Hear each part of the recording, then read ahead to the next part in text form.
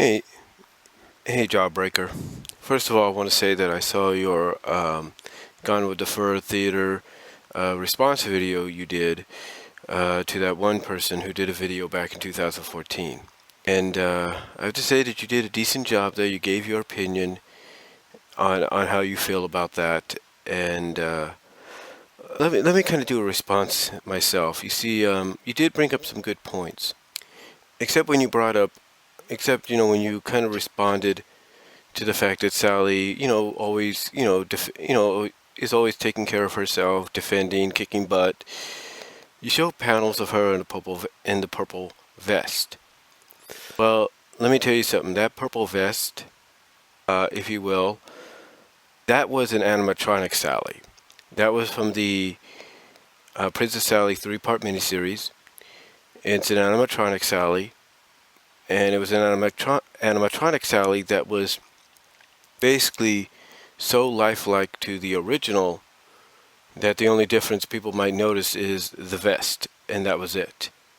So, but but I guess it could count because they even acknowledge it in the issue that, or in the story, that with the exception of the vest coloring, she still acted like Sally. She still did. Um, the the whole situation about the slap. Um, I know a lot of people use that as an excuse and to say, why Sally is not a good character, but you did bring up some good points, and those are valid points. From a storyline perspective, Sally was under a lot of pressure. And what I mean by a lot of pressure was the fact that for a whole year, from a storyline perspective, a whole year, which Sonic didn't even know went by while he was in space. To him, he felt like it was a few weeks, a month or so, and then he comes back, it's actually been a year. So you got to look at it from her standpoint. Sorry for that interruption there. But like I said, you do bring up a few good points. You know, like I said, from a storyline perspective, a year has passed, except to Sonic, from a storyline perspective, it's been like maybe a month or so, and that's not really the case. Um, so one could understand exactly his frustration. I mean, a lot built up. I mean, she basically, according to what you read in the story, she had to go through a lot of therapy, see Dr. Quack a lot, basically for therapy and psychological help and things like that. And just when it looked like, even to her parents, that everything was settled, she was okay, she was stable, here comes Sonic back, literally from the dead. And, here she is flat out lying to his face saying, hey, when he says, why, aren't you surprised to see me like everybody else? And she's like, and basically, like, out of emotion, she's lying to him, saying, no, I had a feeling you were going to come back anyway. You're always going to come back to her. Or come back to her. And she basically says he was always going to come back to her. So, coupled with that, and then and then her not being in the action when Sonic and Sonic, Fiona, and Bunny, and the fake Antoine, aka Patch, went and confronted Robotnik's daughter at that time, or robot daughter Mecha. So yeah, and then seeing him nearly get injured, kind of get an injured arm. Yeah, you can't blame her frustration. I mean, she did snap. She did publicly do something that she shouldn't have done. She let her emotions get the best of her, and basically, that whole year's worth of therapy and therapy and help she was getting from Dr. Quack, pew, went down the window.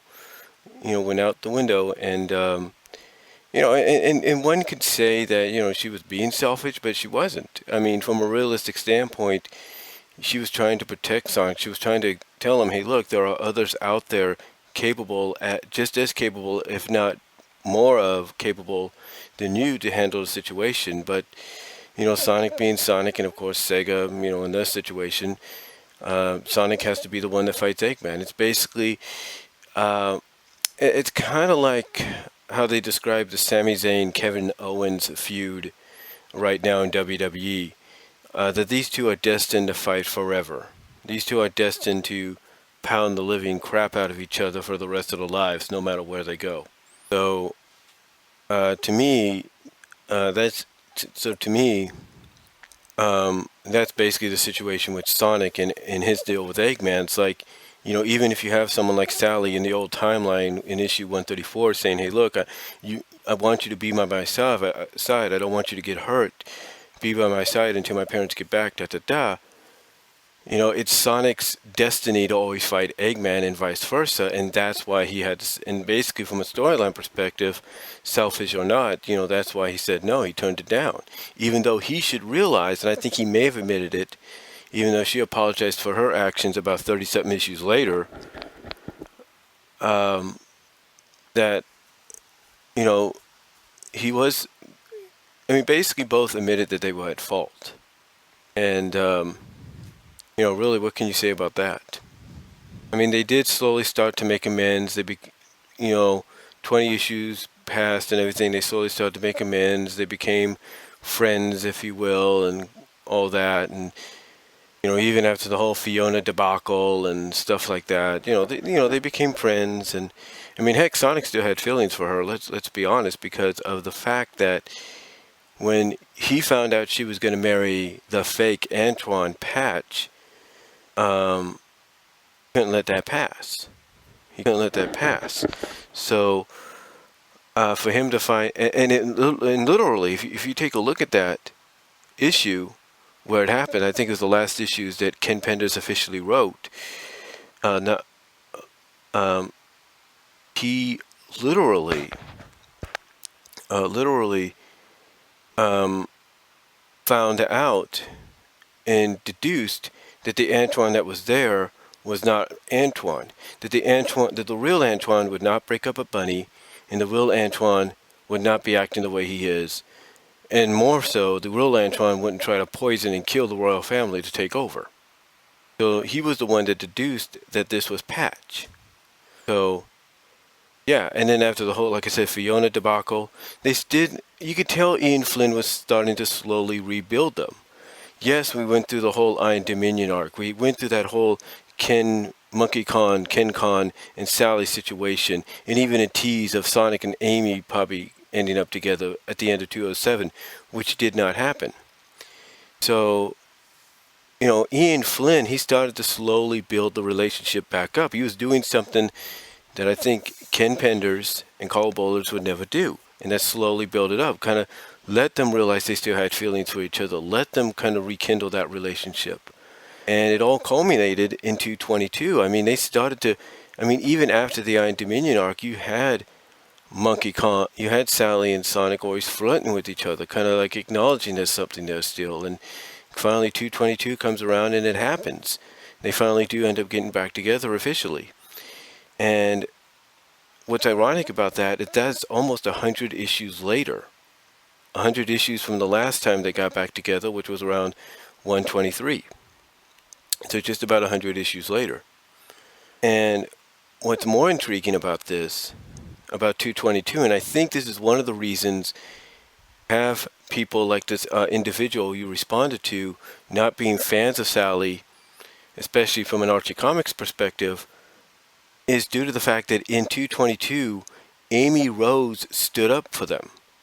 When they were getting hounded and, just glommed, if you will, by all these press and all that, Amy was the one that stood up for them, said, hey, go enjoy your date. And even when one of the bystanders or a paparazzi said, hey, aren't you the one that's crazy for Sonic? Why would you allow this? And here's why I think some Son Amy fans are really pissed off at the Sally Acorn character, because in this issue she says Sonic's happiness is what matters to her, and if being with Sally makes him happy, then it makes her happy, then so be it. But she also acknowledges that someday Sonic will be hers, but if being with Sally makes him happy, then that makes her happy. So, and I think that's where what I once said when I reviewed it, that kind of showed a maturity level on Amy's part for the fact that she, at least now in a comic book sense, is accepting these two being together as a couple. And I think that's one of the things that ticked a lot of fans off. So in a sense, that didn't help. And I think that's one of the reasons, that right there, that key moment that Ian wrote in for 222 was one of the reasons fans, not fans, but Ian Flynn's decided, you know what, we need to take a break from this whole romance subplot with Sonic and any girl he's with, because this is getting ridiculous. And you mentioned the whole, you mentioned the whole, because they said that Sally was always getting turned into a robot and all that. Your response was, I can't remember what your response was, but basically, let me kind of help you out here. Yes, she got turned into a robot, and I think you responded by saying that she did it for different reasons, and those reasons are sufficed. But her being turned into a robot wasn't because of her being captured and being done so. I think that was what you were pointing out. Because her being turned into a robot not once but twice was due to a few reasons. Issue 29 was due to the fact that they had found a de-roboticizing, a Deus Machina, a Deus Machina, a Deus Macha, if you will, in the form of a portable de-roboticizer. It was also the issue that they introduced Dulcie into the comics.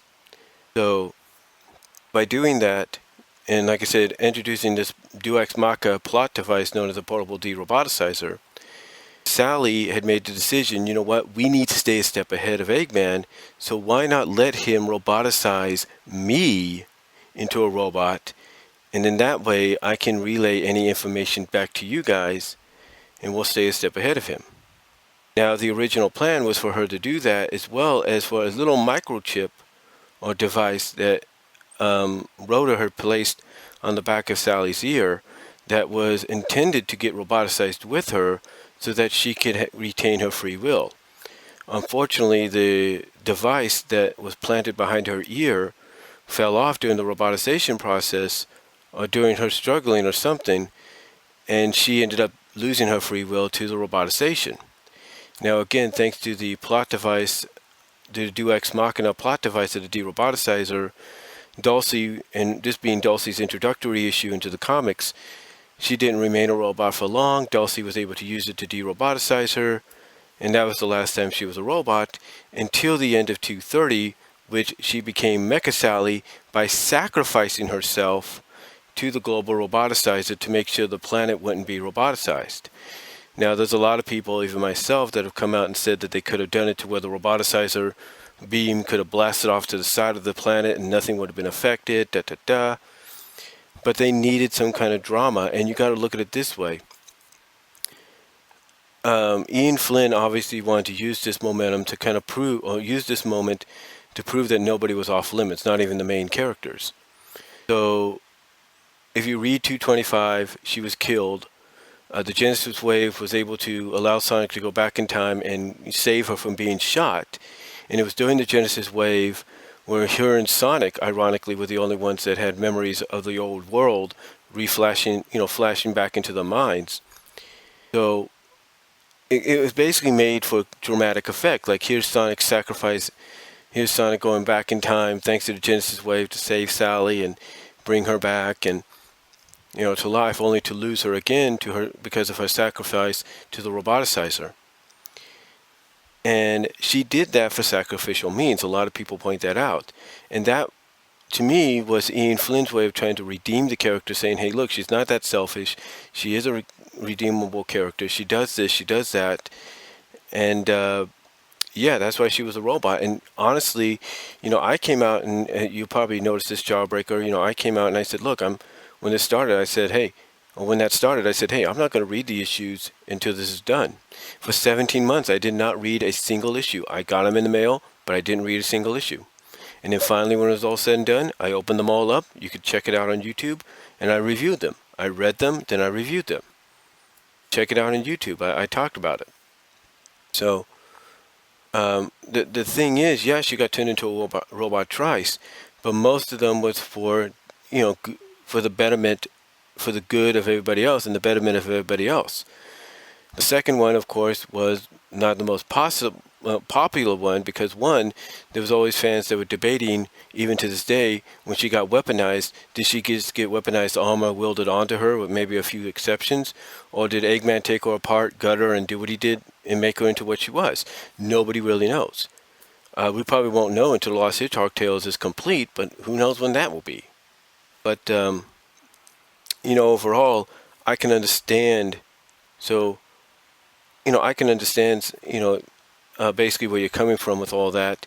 And Sally, having the clothes and all that, she's had those for about, as I said in my review, my most recent review, she has had those now for almost, at the end of 252 to now, she has had those literally for 30 months. Right now, 31 months.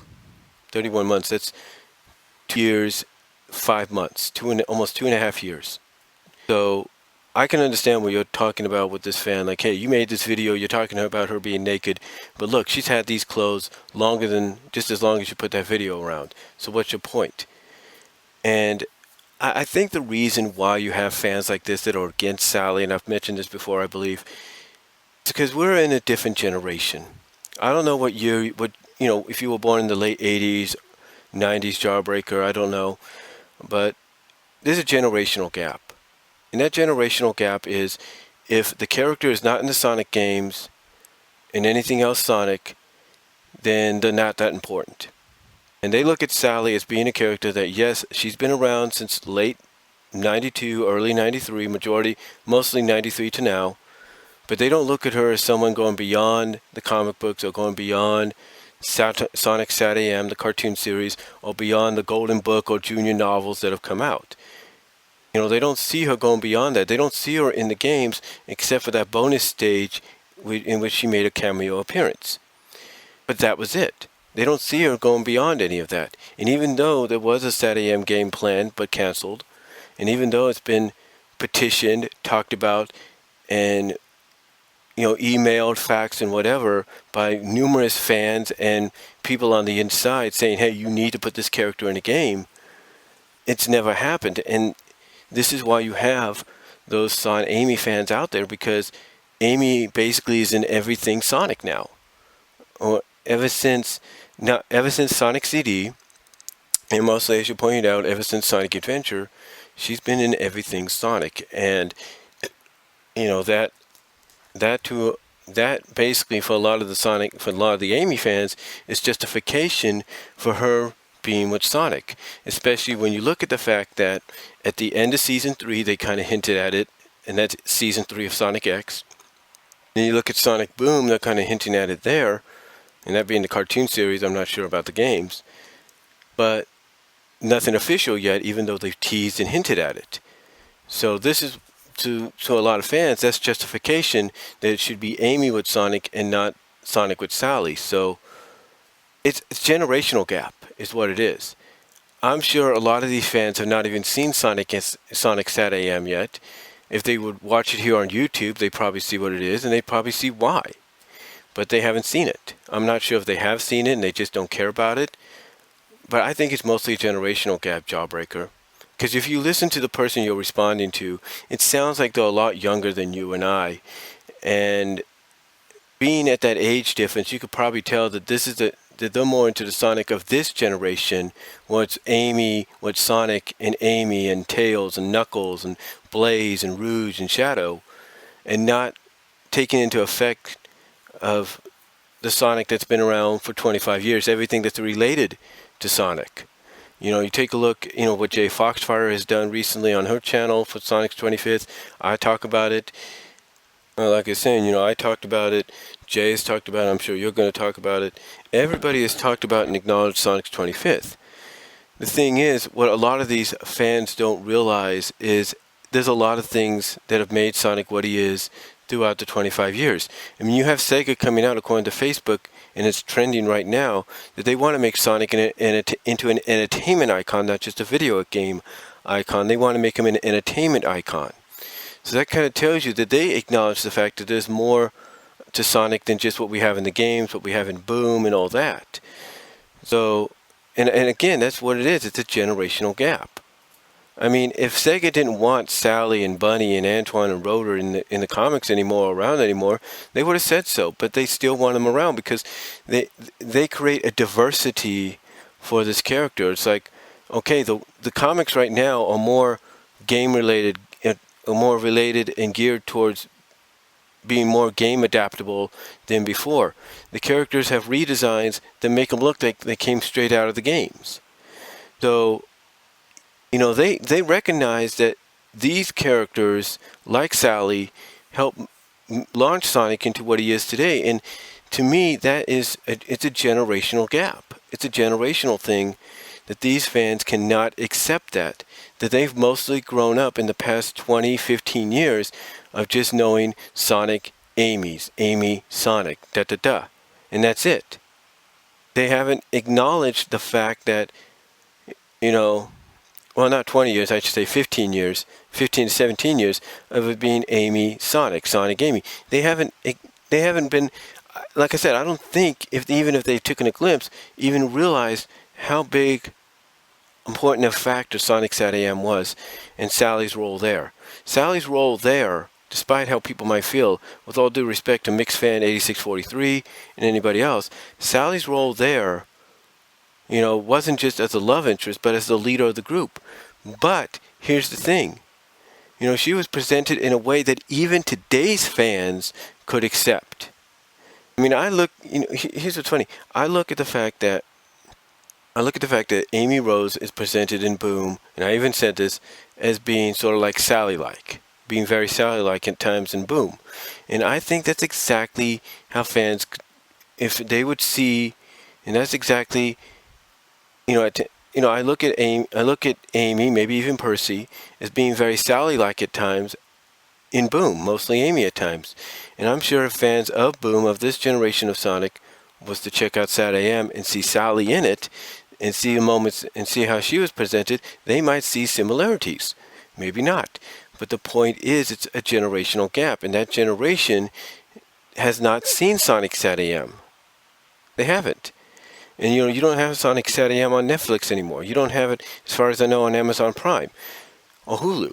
So it's hard for them to acknowledge, to kind of see why fans like Sonic and Sally, why they are more for Sonic and Sally and not so much Sonic and Amy. I even said one time that if you look at it from a multiple dimensions kind of deal, Nickelodeon's TMNT, mostly the TMNT universe, throughout the generations have acknowledged that there are different universes in story for the TMNT.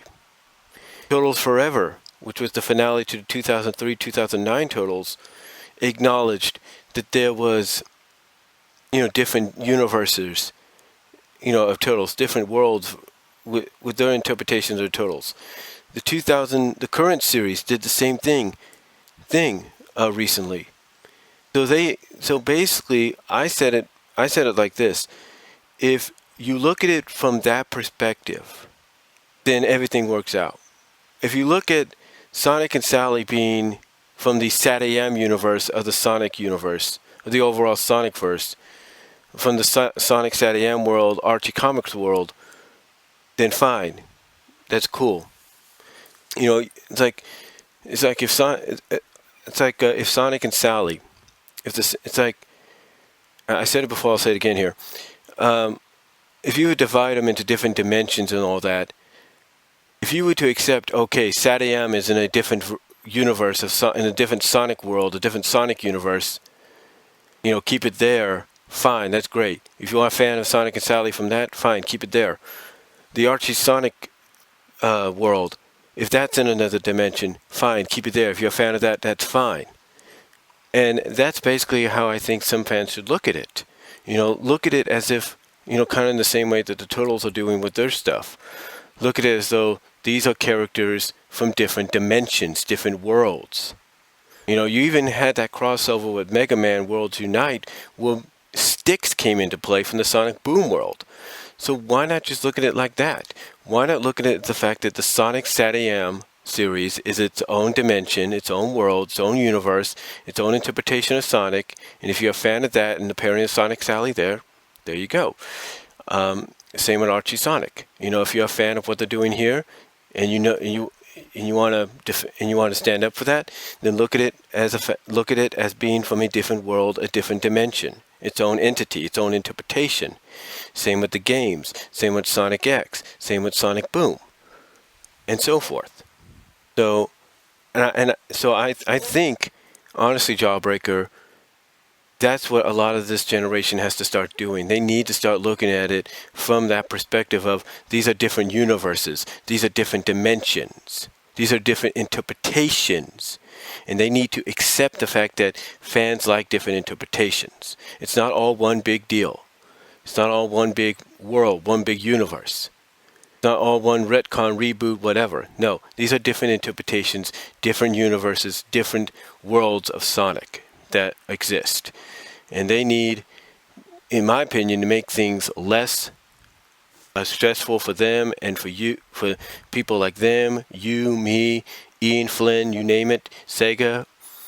They need to start looking at it like that. So that's just my response, though, Jawbreaker, to your Gone with the Fur Theater episode that you did in response to this fan. Let me know what you think down below, Jawbreaker, and anybody else watching. And anybody that's listening, subscribe to Play for Cinema. You'll really get a kick out of it.